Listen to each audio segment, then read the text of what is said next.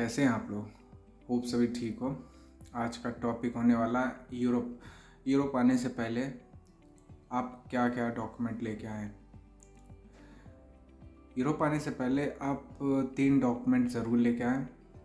First of all document है कि आप अगर आप सिंगल स्टेटस है, गेस आप अनमैरिड है, तो आप सिंगल स्टेटस का एक सर्टिफिकेट बनवा के आए। उसमें क्या फ़ायदे मिलेंगे आपको? कई फ़ायदे मिलेंगे। वो फ़ायदे आपको तभी मिलेंगे जब आप 1 साल आप यूरोप में स्पेंड कर लेंगे। लेट से आप इटली में रह रहे हैं या स्लोवेनिया में रह रहे हैं। Italy and Slovenia almost they are the neighbours country. So जहाँ तक मैं देखा हूँ इनके नियम थोड़े बहुत सिमिलर होते हैं। तो यहाँ पे भी अगर आप 1 साल से ज़्यादा स्टे कर लिए हैं और आपके पास सिंगल स्टेटस का फॉर्म है या एफिडेविट है या इंडिया से आप लेके आए हैं, तो आप सिंगल स्टेटस नॉर्मली कैसे बनता है? आप अपने स्टेट या अपने लोकल कोर्ट कचहरी में जाके आप 100 रुपये की एफिडेविट पे आप करा सकते हैं कि हाँ हम अनमैरिड हैं। आपको आधार कार्ड लगेगा, पैन कार्ड वगैरह, पासपोर्ट वगैरह यही सब लगेगा। तो आप सिंगल स्टेटस बनवा के आए। सिंगल स्टेटस के कई फ़ायदे होते हैं। मैं आपको फ़ायदे बता रहा हूँ। ये इटली एंड स्लोवेनिया का दोनों का मैं बता रहा हूँ क्योंकि मोस्ट ऑफ द सिमिलैरिटी मैंने यहाँ देखी है। स्लोवेनिया में भी आप अगर 1 साल से ज़्यादा स्टे कर चुके हैं, आपके पास सिंगल स्टेटस का एफिडेविट है, पेपर है, तो आप सिंपली इनोता में जाके आप उसको फाइल कीजिए कि मेरा समय यहाँ पे 1 साल से ज़्यादा हो गया और मैं सिंगल स्टेटस अप्लाई करना चाहता हूँ। इसमें आपके कई फ़ायदे मिलेंगे। फ़ायदा नंबर ये एक रहा है कि आप का टैक्स कम कटेगा। स्लोवेनियन गवर्नमेंट का नियम है कि अगर आप सिंगल हैं तो आपका टैक्स कम कटना स्टार्ट होगा। कि आपका जब टैक्स रिटर्न आएगा तो अच्छा आएगा एज़ कंपेरिजन टू जो मैरिड हैं, आपके टैक्सेस कम कटेंगे। ये फ़ायदे मैरिड वालों पे भी होते हैं मगर उनका थोड़ा लॉन्ग टर्म है। उनका may B I think so 25 या 28 मंथ के बाद उनको फ़ायदे मिलते हैं। उन्हें भी फ़ायदे मिलेंगे जैसे जैसे उनके टैक्सेस बढ़ते जाएंगे। तो आप ये डॉक्यूमेंट ज़रूर बनवा के आएँ। इस डॉक्यूमेंट में आपके कई फ़ायदे मिलेंगे, तो इसे भूलिए मत। और आप सिंगल स्टेटस का जैसे ही आप लगाएंगे, आपका minimum like it takes around 8 months in Slovenia. So in after 8 month में आपका सर्टिफिकेट आना स्टार्ट हो जाएगा। तो वो आपको एक कुछ सर्टिफिकेट बना के देंगे कि हाँ ठीक है, आपने अपोस्टाइल करा के एम्बेसी से अपोस्टाइल करा के सारा कुछ डॉक्यूमेंट करा के आप सबमिट कर दिए, तो आपको एक सिंगल स्टेटस का सर्टिफिकेट ये भी देंगे कि हाँ ठीक है, आप इंडिया से सिंगल स्टेटस है। और अगर आप खुद नहीं कर पा रहे, आप मेरी भी मदद ले सकते हैं। आप हमें कमेंट में बताएं जिसको ज़रूरत है, ठीक है, क्या प्रोसेस है, मैं सारा कुछ बताऊंगा। आप मुझे कमेंट में करें। दूसरी चीज़ है कि अगर आप मुझसे भी नहीं करवाना चाहते तो आप कंपनी की हेल्प भी ले सकते हैं। कंपनी भी आपकी मदद करेगी। कंपनी क्या है ना, कंपनी खुद अपना क्योंकि कंपनी को भी कुछ परसेंट टैक्स भरने पड़ते हैं आपके। लेट से आप 2000 यूरो स्लोवेनिया में मिल रहा है आपको, तो 2000 में कंपनी आपकी ऑलमोस्ट करीब अराउंड 26,000 पे करेगी आपको। 2000 आपको पे करेगी मगर ओवरऑल उसका जो गवर्नमेंट को भी पे कर रहा है उसका अराउंड 600 है। तो अगर आप कंपनी को दे दे रहे हैं, आप अपने HR को दे दे रहे हैं, तो वो आपको समझाएंगे ठीक है, अच्छा है, तो वो डॉक्यूमेंट नॉर्मली ले लेंगे और फिर आपसे कहेंगे ओके मैं अप्लाई कर दूँ, बढ़िया है। तो आप का नेक्स्ट मंथ से आपके टैक्सेस हो सकता है आपके सैलरी में भी इंक्रीमेंट आए, क्योंकि टैक्सेस अगर आपके कटेंगे तभी आपका सैलरी में थोड़ा इंक्रीमेंट होगा। अब दूसरा डॉक्यूमेंट मैं आपको बता रहा हूँ।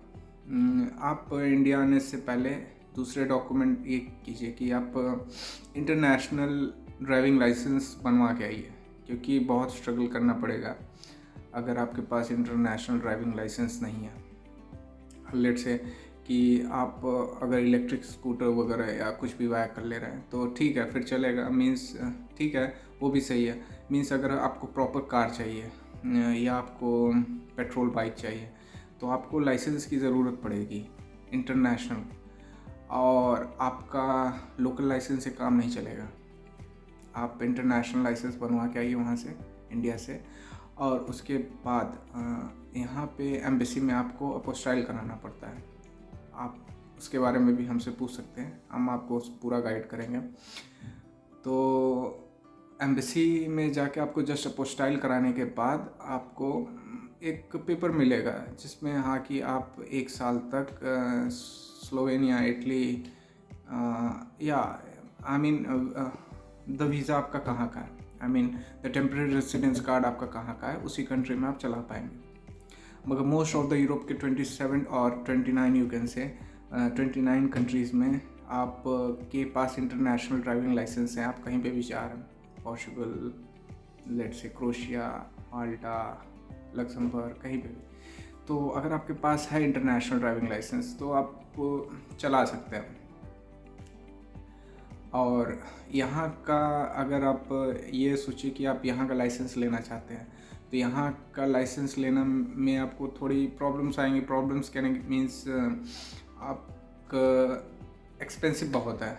एक्सपेंसिव बोले तो अगर आप 1 घंटे का डेली ड्राइविंग टेस्ट दे रहे हैं तो I mean what I search about it was around like 40 euro, 40 euro आपको 1 घंटे के देने पड़ेंगे ट्रेनिंग का। उसके बाद आपको टेस्ट देने के बाद आपको ऑफिसर्स के साथ, लेट से कि आप रेडी हो गए, आपने हफ्ते भर ट्रेनिंग ली, आप रेडी हो गए, but after that you have to pass the officer exam also, where the officer will be sitting at the side of you, आपके बगल में बैठेगा और आपकी पूरी ड्राइविंग टेस्ट देखेगा।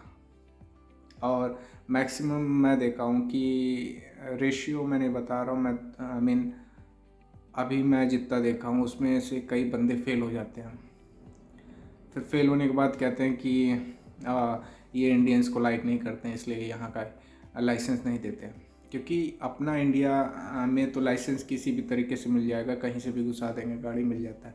यहाँ पैसा नहीं होता, तो आप उनका पूरा रूल्स एंड रेगुलेशन फॉलो करना पड़ेगा, तभी आपको एक्चुअली इनका ड्राइविंग लाइसेंस भी लॉन्ग टर्म होता है। तो लॉन्ग टर्म बोले तो इनको अगर आपको मिल जा रहा है, आई मीन बाय मिस्टेक आपने बहुत मेहनत की और काफ़ी सारे रूल्स एंड रेगुलेशंस आपने पास किया तो आपको ड्राइविंग लाइसेंस मिल जाएगा। और इनका होता है करीब 10 साल का, 10 साल के ऊपर ही होता है, एंड ये आसानी से रिन्यू हो जाता है। उसके बाद आप पूरे 30 कंट्रीज़ पूरे यूरोप में कहीं पे भी ड्राइव करके जा सकते हैं। ये प्रॉब्लम मुझे भी फेस करना पड़ा था, इसलिए मैं आपको बता रहा हूँ आज।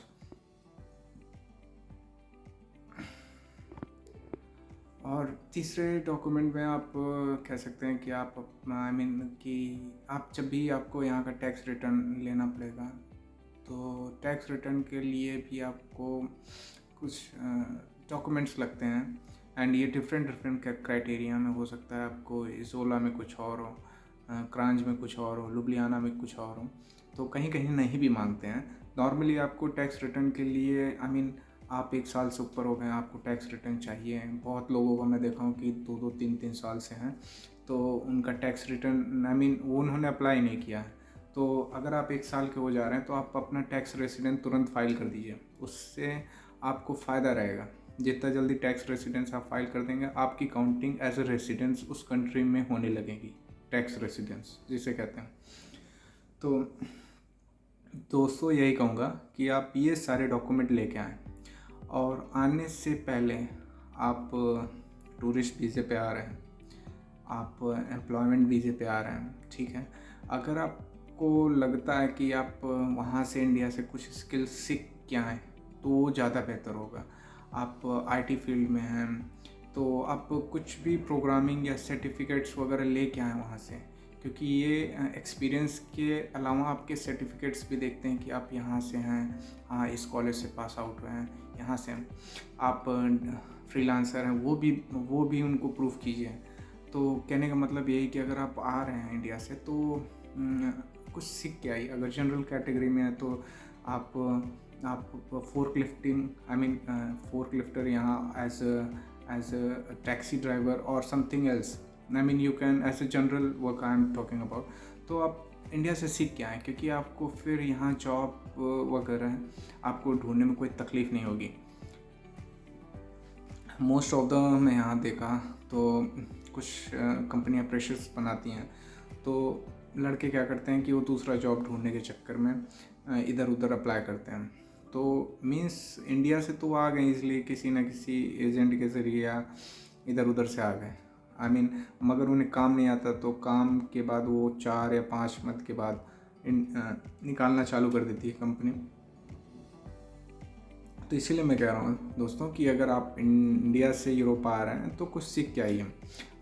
एक स्किल है, ठीक है। नॉर्मली आप कह लीजिए आप एज अ शेफ़ हैं और आप एज अ रूम अटेंडेंट हैं 5 स्टार होटल और कहीं पे भी, और एज आप CNC प्रोग्रामर हैं या कुछ भी, तो आप वो उसके सारे प्रूफ एक्सपीरियंस पूरी तैयारी के साथ ना हो कि आपको यहाँ आने के बाद कल को भटकना पड़े।